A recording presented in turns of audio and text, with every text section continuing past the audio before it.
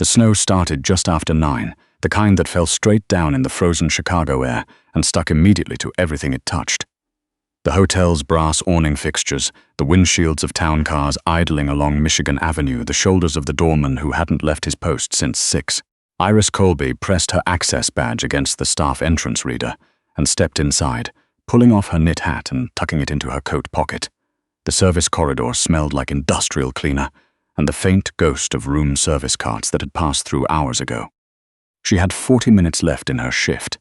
40 minutes until she could drive back to the apartment she shared with her younger brother, check that he'd taken his evening medications, and sleep for 5 hours before her morning paramedic shift started at 6. Kit had been on the transplant waitlist for 19 months. His kidneys had been failing slowly since his early 20s, a genetic condition that didn't announce itself until it was already well advanced. Dialysis 3 times a week. Medications that ran close to $400 a month after what insurance covered. Iris had done the math so many times she no longer needed to. She simply worked, added up the numbers at the end of each week, and started over. Her second job as the medical response coordinator at the Aldham Grand wasn't glamorous. It mostly involved maintaining the hotel's first aid supplies, responding to minor guest incidents.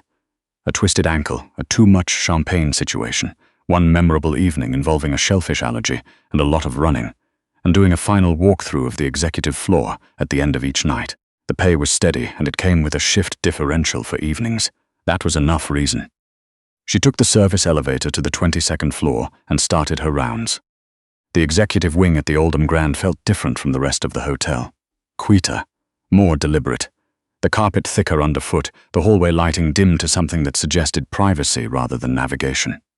A few suites were occupied tonight. She'd checked the incident log at the start of her shift. A Mr. Ferraro in suite 2204. Noted as a regular guest with a standing reservation for the last Wednesday of every month. She passed the suite door without pausing, clipboard in hand, checking emergency exit signage as she went. She was near the far end of the corridor when she heard it. Not a voice, not footsteps, a compressed mechanical pff, like a staple gun firing from inside a pillow. Her brain processed it before her consciousness did, cross-referencing it against the library of sounds a paramedic accumulates over years of worst-case scenarios. Suppressed discharge, close range. Iris turned. A man she didn't recognize was standing maybe 30 feet from the elevator bank, arm extended, something dark and wrong-shaped in his hand, and walking directly into his sightline, suit jacket folded over one arm, phone in the other, completely unaware, was a tall man in charcoal dress slacks and a white shirt who must have just stepped out of suite 2204. She didn't decide to move, she moved. Later, she would try to explain it to the detective assigned to her case, and find that the words didn't quite fit the sequence. There was no thought between recognition and action. She crossed the distance in a dead sprint and hit the man in the white shirt from his left side, driving her shoulder into his ribs and carrying both of them through the alcove doorway, recessed 3 feet into the wall. The second shot punched into the door frame above their heads. Wood splinters, dust, the man's weight crushing her arm against the floor as they landed hard. Shouting from somewhere, multiple voices, then heavy footsteps, and then a silence that felt wrong.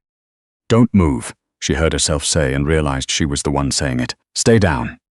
"I'm down," the man said, his voice strained but controlled. "Are you?" "I'm fine." She wasn't sure that was true. Her left forearm burned where she'd hit the door frame on the way in. She pushed herself up enough to look, a long scrape bleeding, but her arm moved when she told it to. Not broken. When the hallway went fully quiet, she looked out from the alcove. 2 large men in dark clothing had the shooter pinned to the floor. A third was speaking into an earpiece, scanning the corridor with the practiced efficiency of someone who did this for a living. Hotel security didn't carry themselves like that. These men had been there all along, she realized, watching, positioned, and still not close enough to matter until the last possible second. "Security," the man beside her said, as if following her train of thought. He sat up slowly, assessing himself with the same methodical calm she used when triaging a patient. Mine, not the hotel's. She looked at him properly for the first time. He was older than she'd expected. Mid-40s, dark hair going silver at the temples, a jaw that hadn't been shaved since morning, and eyes that were very dark and very direct. He was looking at her arm. "You're bleeding," he said. "I know. I'm the medical coordinator here. I've got it." "That's a strange coincidence." "Not really. It's my job to be on this floor right now." He studied her the way people studied things they hadn't expected to encounter. What's your name? Iris Colby. Dante Ferraro. He extended his hand and she shook it automatically, which struck her as absurd given that they were both sitting on a hotel hallway floor, her bleeding and him covered in wood dust. I owe you something considerably larger than a handshake. The paramedics arrived 11 minutes later and the police 4 minutes after that. Iris spent the next 2 hours in an exam room at Northwestern Memorial having her arm cleaned and stitched. 6 sutures, antibiotics, and a ride home she didn't use because the detective needed her first. Detective Howard Ainsley was the kind of man who had cultivated patience into a professional skill. He let her finish her coffee before he started, and he didn't interrupt when she talked. When she was done, he folded his hands on the table. Mrs. Colby, how much do you know about Dante Ferraro? He's a regular guest. That's what the log says. He's a significant figure in Great Lakes shipping operations. His company controls a meaningful portion of port logistics through Chicago, Milwaukee, and Gary. It's a legitimate business. Ainsley paused in the way that meant the next sentence would qualify the previous one. It operates alongside networks that are not. He's never been charged with anything. He cooperates with federal investigations when asked. But his name appears in association with organizations that settle disputes in the manner you witnessed tonight. Iris absorbed this quietly. The individual who fired at Mr. Ferraro is connected to a rival faction that's been attempting to consolidate port operations for the past 18 months. Tonight was not random. This was planned. Ainsley looked at her steadily. By putting yourself between Mr. Ferraro and that weapon, you disrupted a carefully arranged operation.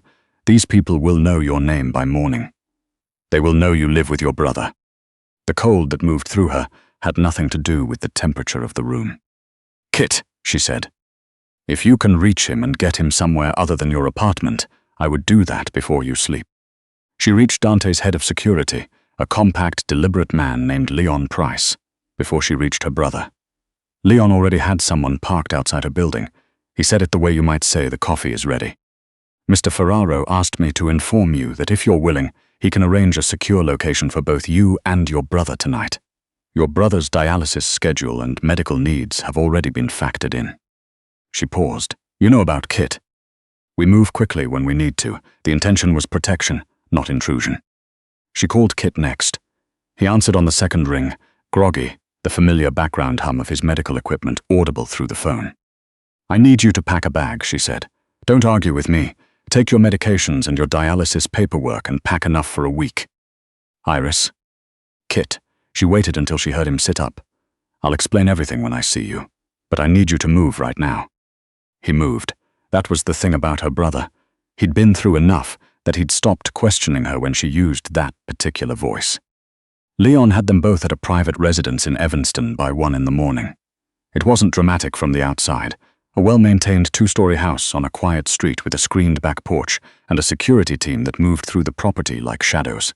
Iris got Kit settled in a room with a proper bed and a recliner near the window, close enough to the bathroom for the nights when the fatigue was bad.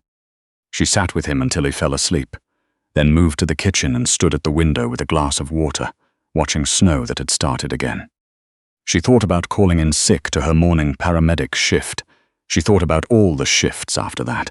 She thought about Kit's next dialysis appointment in 3 days and how to get him there safely, and whether the cost of this disruption, because nothing ever came free, she'd learned that early, would be something she could absorb, or something that would finish her in a different way than a bullet would have. You're thinking too hard, said a voice from the doorway. She turned. Dante stood there in a dark sweater and jeans, clearly not having slept. He held up a hand. The kitchen has better light than the study, he said. I wasn't trying to interrupt. It's your house. It's one of my company's properties. There's a difference. He moved to the counter and poured himself a glass of water from the same pitcher she'd used. Your brother is settled? Sleeping. She turned back to the window. He doesn't know the full story yet. I told him enough to get him moving, not enough to scare him.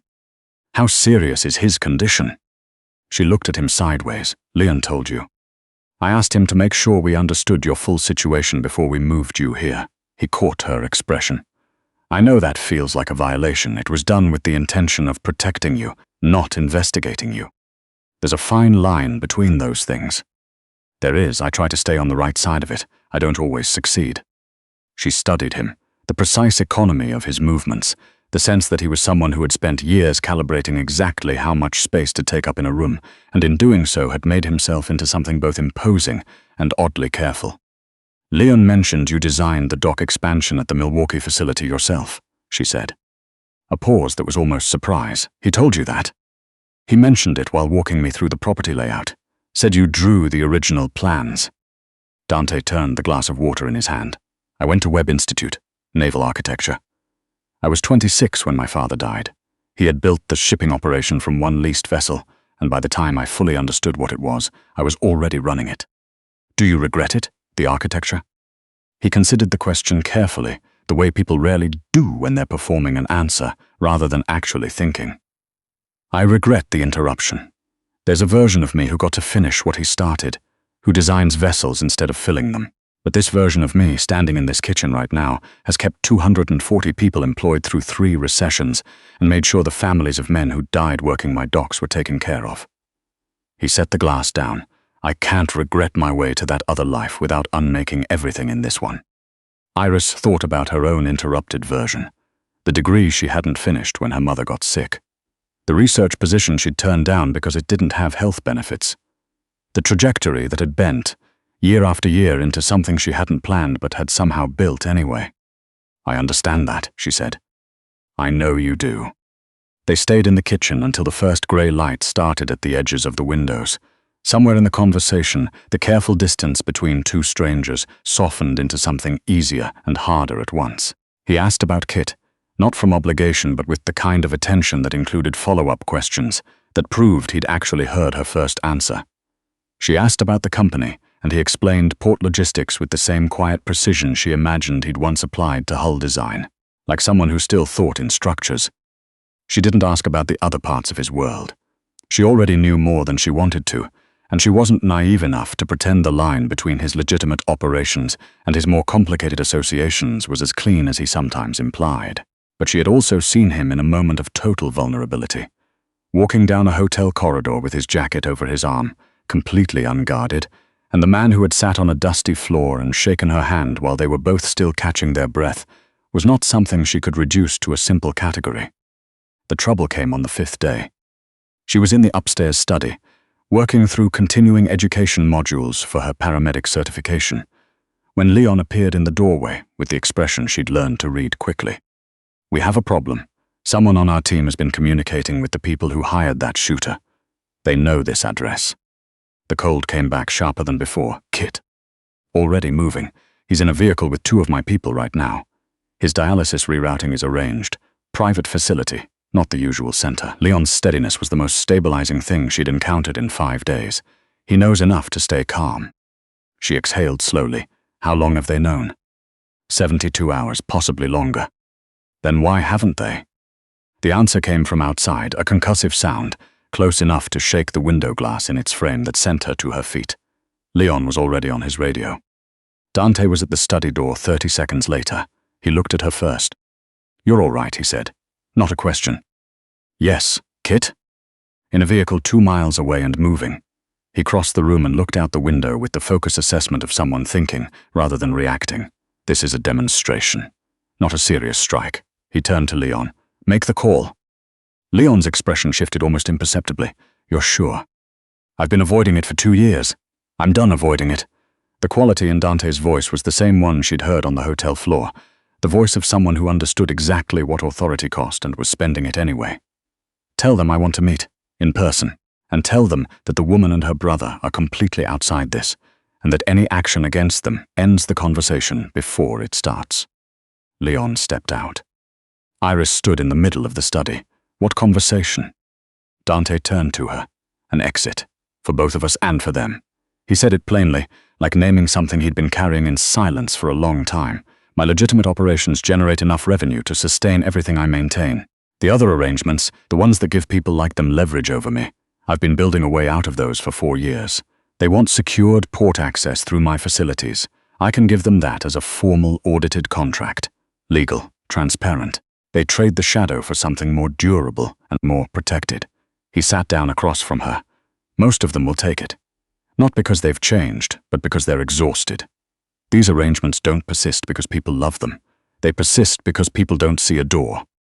She thought about what he'd said in the kitchen in the first grey hour of morning, about the men who worked his docks, about the families. She thought about the way he'd said I'm done avoiding it and meant it.